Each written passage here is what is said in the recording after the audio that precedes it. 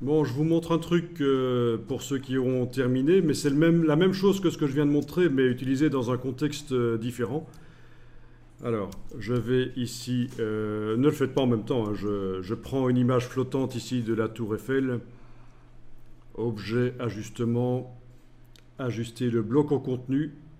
Ben oui, ça peut se faire aussi. On peut demander que le bloc s'agrandisse pour montrer toute image. Objet, ajustement, ajuster le bloc au contenu. Ici, j'ai un habillage que je vais supprimer. Regardez bien, open your eyes, ouvre tes ouilles. J'ai donc la tour Eiffel qui est là. Comme ça, je vais la prendre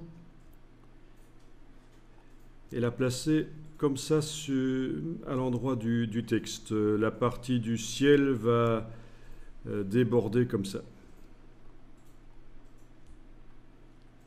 OK? Et en fait, je vais demander que oui, je vais la mettre comme ça. Je vais demander que le texte passe au-dessus du ciel et la tour Eiffel va habiller partiellement le texte. Je vous montre. C'est juste un effet intéressant à faire selon le même principe que ce qu'on a vu, un bloc qui habille et qui est complètement indépendant de l'image.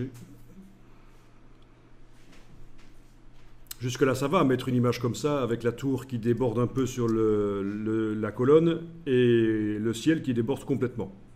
Ouais. Dans la palette des calques, je vais transférer ça sur un calque image qui va être sous le calque de texte. Je vais appeler ça image flottante, comme ça on sait bien que ce n'est pas des images qui sont ancrées au texte d'une manière ou d'une autre. Elles sont complètement indépendantes, elles sont flottantes, on peut les mettre où on veut. Il va sans dire que c'est le genre de choses qu'on fait une fois que le texte ne bougera plus. Le voilà, donc l'image est sur le calque, image flottante qui est sous le calque texte, donc le texte est visible par-dessus le ciel ici.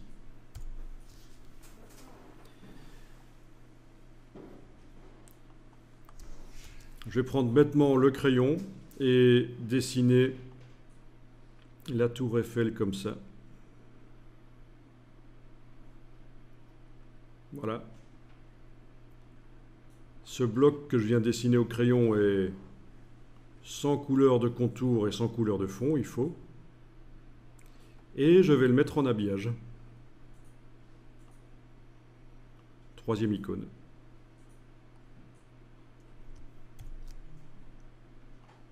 D'accord? Donc en sélectionnant les deux, à la fois le bloc qui habille et l'image, je peux bouger les choses et tester, voir ce que ça donne quand je fais passer la tour Eiffel sur la colonne du texte. Ça repousse le texte, c'est la forme ici bizarre qui est en habillage. Par contre, l'image n'est pas en habillage du tout. Maintenant, en sélectionnant uniquement l'image, je peux lui mettre un dégradé, si je veux. Voilà. Alors, ça vaut ce que ça vaut ici, mais la démonstration techniquement est valable. On a une image en dégradé, parce que je viens d'utiliser l'outil dégradé sur l'image. On a une partie de l'image qui repousse le texte, pas toute l'image, parce que j'ai un bloc complètement indépendant là au-dessus qui habille. Et dont je peux modifier très facilement l'habillage avec la flèche blanche, là, voilà, pour faire en sorte que le texte là, coule le long de la tour Eiffel. Voilà. Le genre de choses amusantes qui peut être faite. Vous savez aussi. Non, j'allais dire, vous savez aussi mettre du texte du côté droit, de l'autre côté, mais non. Ah oui, si, on pourrait mettre du texte de l'autre côté, oui. Voilà, ça peut être très amusant, ce genre de choses. Je vais vous montrer une autre utilisation rapide, si vous voulez, avec une autre image. Voilà. Ça me paraît un peu meilleur, ça. Comme mise en page, c'est bien, ça. Ça me plaît mieux. Il y a juste le bas de la tour Eiffel qui repousse le texte, mais ça compte, quoi, ça se voit. Ça fait un petit effet. Très intéressant. Ok, je vais vous montrer avec une autre image rapidement, pour que vous voyez l'astuce.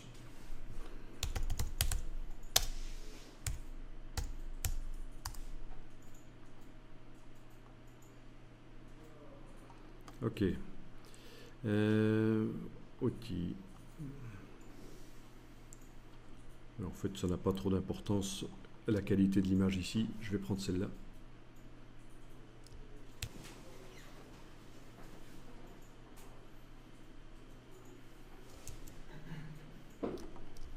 Bon, regardez bien. Ça va être la même chose, mais avec un nouveau document. Ou dans le même document, sur une double page, peu importe en fait. Allez, faisons ça dans un nouveau document, ce sera plus clair. Nouveau document.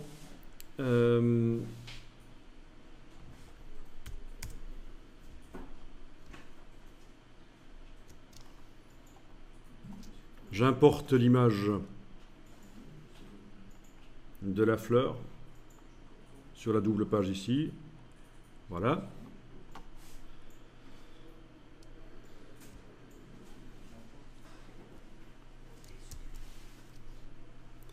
Je vais verrouiller ce calque-là temporairement, en créer un autre qui va contenir du texte.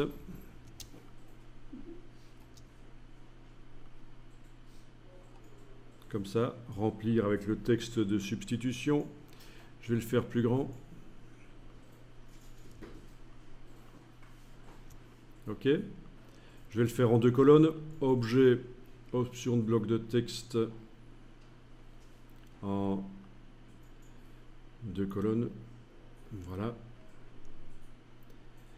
Et alors, je vais maintenant verrouiller ce calque et sur un 3e calque ici, aller dessiner une forme qui est la forme de la fleur en fait.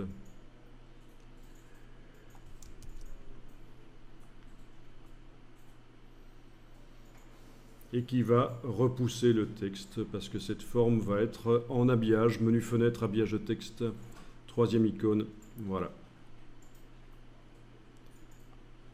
Donc ça peut être le genre de truc sympa, évidemment si je laisse le contour noir c'est foireux.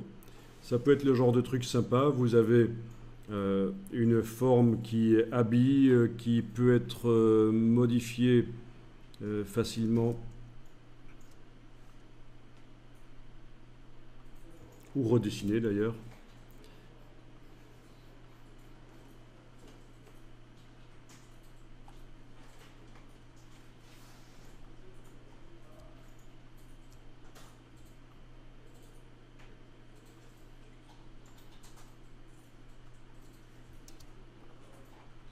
Voilà, ça vous fait donc rapidement l'utilisation d'une image entière en tant que fond et un sujet dans l'image qui habille le texte. Bon, le résultat ici n'est pas extrêmement valable, c'est juste une démonstration technique. Hein. En fait, il aurait fallu plus de place sur la droite de la fleur, ça aurait été mieux. J'ai un souci, c'est avec l'outil dégradé.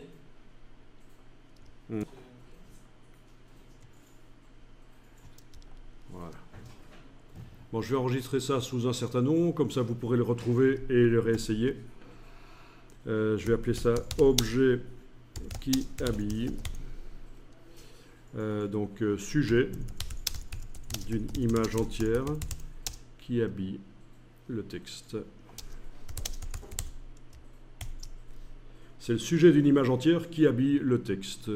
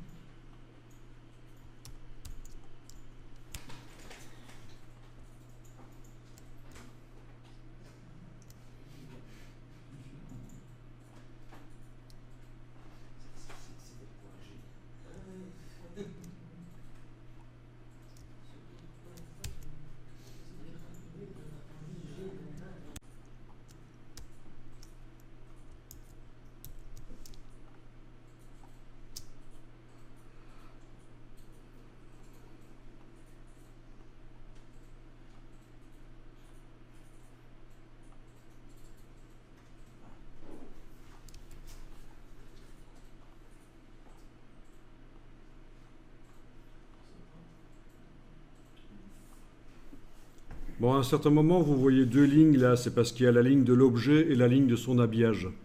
Donc vous étonnez pas qu'il y ait parfois deux lignes qui apparaissent comme ça.